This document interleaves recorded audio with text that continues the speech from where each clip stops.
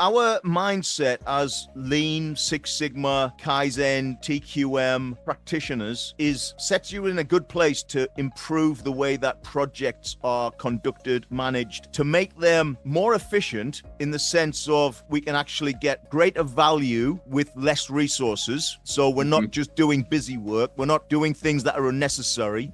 And we're not just doing it because it's in the budget or it was in the plan to start with, but we're always looking to streamline, to reduce, to alleviate bottlenecks, to alleviate multitasking.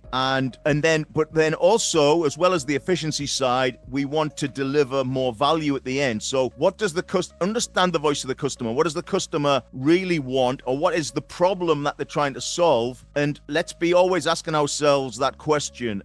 What problem are we trying to solve, and how can we deliver the most value? Not just deliver what they told us on time and on schedule, which is the general case. So any thoughts on that, Eric? Is this something that has legs and that you can see being useful to project managers? Yeah, and it's one of those things where the process itself, it takes different forms where, depending where it's deployed. So, an IBM project will look a bit different from a healthcare project, will look a bit different from, a manufacturing capital acquisition or something like that, or, greenfield plant move or whatever. So they'll all look a bit different. They all follow more or less the same structure, but what doesn't ever happen, and it's kind of noteworthy, is like nobody ever really thinks about and it's real fundamental, the waste that's in that process, because the whole transactional process, sort of back end, back office, all of that stuff, that's completely filled with waste. And the kind of Taiichi Ono,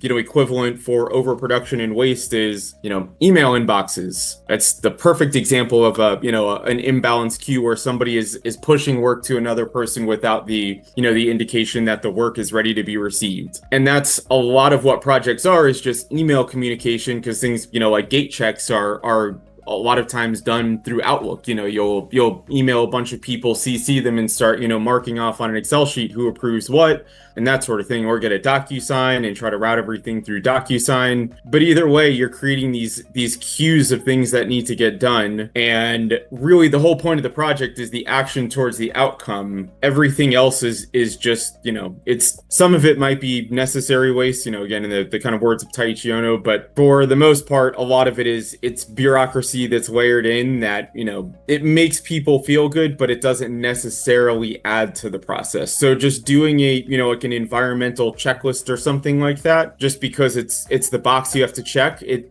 doesn't mean anything, So I think you're onto something in that there's just a lot within the system itself that, again, it's the meta layer of how we do things. And projects themselves, a lot of them will end with a post-mortem where you kind of look back on what went well and what didn't and all that, but it's never really on like the project structure itself, because that thing is taken as a wholly given that cannot be questioned or it's an immutable, given. We think when in the lessons learned, we're sort of thinking within the box, aren't we? Within the scope of the project, we say what could have been improved, but in fact, the best way to do it would have been outside of the box. And more than likely, you're probably breaking the fundamental rule of respect for people, because the answer to those things is, well, John could have answered my email 2 weeks sooner, but he was sitting in his inbox because John doesn't do anything. So it just becomes a whole back and forth about who didn't respond to an approval on time, or